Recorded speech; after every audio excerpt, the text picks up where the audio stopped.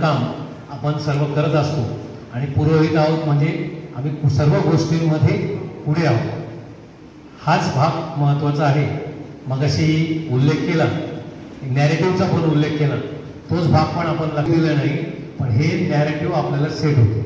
आत्ताही अहमदाबादचं विमान क्रॅश झालं, फॉरेनमधून बातम्या चालवल्या गेल्या, त्याच्या आधारावर आपले इथले राजकीय नेते प्रश्न विचारत आहेत आणि त्या विमान कंपनीचे शेअर्स 24% खाली घसरले. 24% शेअर घसरले म्हणजे काय झालं, त्याचा धंदा कमी झाला, बाकीच्या गोष्टी कमी झाल्या. म्हणजे भारतीय याचं मूल्यमापन कमी करण्यासाठी म्हणून काही लोक प्रयत्न करतात, असे नॅरेटिव्ह पसरवतात. आपण लक्षात ठेवलं पाहिजे की हिंदू हिताचं काय, आपल्या देश हिताचं काय, त्याच्याकडे लक्ष दिलं पाहिजे. कोणी काही म्हटलं म्हणून आपण लगेच विरोधात जाण्याचं कारण नाही. 64 सालच्या स्थापनेच्या वेळेस दलाई लामा सुद्धा व्यासपीठावर होते, शिखांचे गुरु सुद्धा व्यासपीठावर होते, जैनांचे गुरु सुद्धा व्यासपीठावर होते. म्हणजे असं व्यापक आपला हिंदू धर्म आहे आणि या हिंदू धर्माचं काम करण्यासाठी सुद्धा आपण सर्वजण पुरोहित आहोत, सर्व गोष्टी पुढे असतो.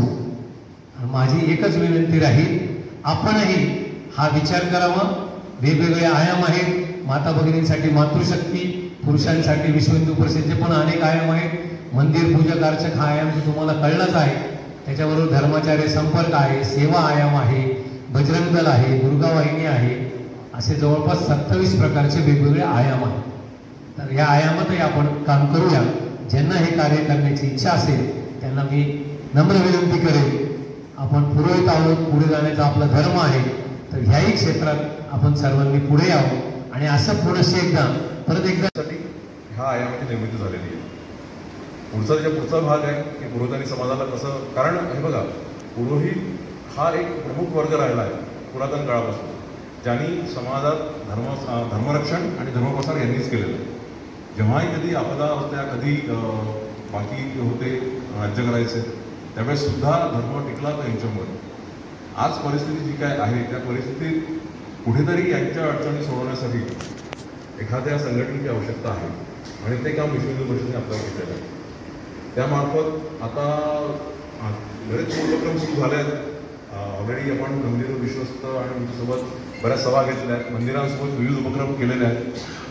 काही उपक्रम असे आहेत की ज्यात आपण विश्वस्तांना आपण लिगल आणि फायनान्शियल मॅनेजमेंटसाठी सपोर्ट करतो, त्यांचे इश्यूज इथे करण्यासाठी. तसंच पुरोहितांसोबत प्लॅन असा आहे की सगळ्या पुरोहितांना एकत्र आणून त्यांचं पहिले तर सरकार दस्तऐवजामध्ये नाव दाखल करणं. कारण सरकारने कोणतीही योजना आणली तरी ती तुमच्यापर्यंत तोपर्यंत पोहोचत नाही जोपर्यंत त्यांच्याकडे तुमचं नाव नाही. ते पुरोहित किती मोठे असेल किती छोटे असेल तरी ते येत नाही, कारण तुमचं त्यांच्या दस्तऐवजात नावच नाही. श्रमिक कार्ड तेच काम करतं, तुमचं नाव त्या दस्तऐवजात आणतं.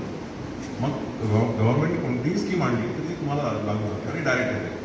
आणि आयुष्यमान कार्ड आम्ही जेव्हा लक्षात आलं की सगळ्यांशी जेव्हा भेटणं बोलणं सुरू झालं, विचार सुरू झाला, तर अशा लक्षात आलं की ग्रामीण भागात जे आपले अर्चक आणि पुरोहित बंधू आहेत, कधीही कोणत्याही मेडिकल ट्रीटमेंटची वेळ आली तर बऱ्यापैकी त्रास होतो, खर्च खूप होतो. मग गव्हर्नमेंटचं आयुष्यमान कार्ड जे आहे ते जर उपलब्ध झालं तर 5 लाखापर्यंत खर्च तसंच निघतो, काही खर्च करावा लागतो आणि त्यात बऱ्यापैकी आपल्या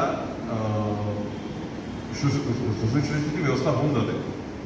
त्यामुळे आयुष्यमान कार्ड काढावं. तर आम्ही आयामही हे ठरवलं की पूर्ण महाराष्ट्रात सुरुवात नाशिकपासून करायची आणि सगळ्यांचं श्रमिक कार्ड आणि आयुष्यमान कार्ड काढून द्यायचं. ते करून मग हळूहळू बाकीचे सगळ्या ॲक्टिव्हिटी करायच्या. तर हा हे लक्षात घेता आज सुरुवात आपण नाशिकला करतोय. अजून परत सिन्नरला ठरलेलं आहे, मालेगावला ठरत आहे, भावसार साहेब पुढाकार घेत आहेत आणि ठरलेलं आहे. आणि आपण ग्रामीणमध्ये तसंच शहरात सगळ्याच ठिकाणी हे येत्या वर्षभरात ते पूर्ण कंप्लीट करणार आहे असं ठरलं आहे. तर तुम्हा सर्वांना इथे बघून खरंच आनंद झाला. मी प्रशांतींना विनंती करू शकतो कार्यक्रम पुढे सुरू करावा. धन्यवाद. वंश परंपरागतरित्या आपण सगळ्यांनी लोकांना आशीर्वाद देण्याचा व्रत स्वीकारलेला आहे आणि कोणताही विषय आशीर्वादाच्या स्वरूपात तेव्हा देता येतो जेव्हा तुमच्याकडं त्या विषयाची समृद्धी असते. दुर्दैवानं जमानाच फेक नॅरेटिव्हचा आहे आजच्या तारखेला, आणि तो पूर्वीपासून आहे. त्यातला सगळ्यात एक मोठा फेक नॅरेटिव्ह असा आहे की एका गावी एक गरीब ब्राह्मण राहतो. हा अत्यंत फेक नॅरेटिव्ह आहे. गाव जे काही असेल 2000-5000 लोकसंख्येचं गाव असेल, तिथं एकटा ब्राह्मणच कसा गरीब असेल? हिंदू धर्माच्या अंतर्गत संरक्षण खातं सांभाळत होता, बॉर्डर सिक्युरिटी फोर्स होता तो आपला, म्हणून बॉर्डरवरती सगळीकडे पंजाबी आहे. हिंदू धर्माचा बॉर्डर तुम्ही मला सांगा, खैबर खिंडीच्या जवळ कोण आहे? पंजाब. मग बॉर्डर सिक्युरिटी फोर्स पाहिजे कुठे? तिथे पाहिजे. पण त्या कवीनं आपलं छंदात बसवण्यासाठी, लघु गुरु मात्रा बसवण्यासाठी सिख हा शब्द टाकला आणि हा फेक नॅरेटिव्ह स्ट्रेट नॅरेटिव्ह झाला आणि सिखांना आपल्यापासून तोडण्याचं षडयंत्र रचलं गेलं. तसाच एका गावी एक गरीब ब्राह्मण होता, हा पण एक फेक नॅरेटिव्ह आहे.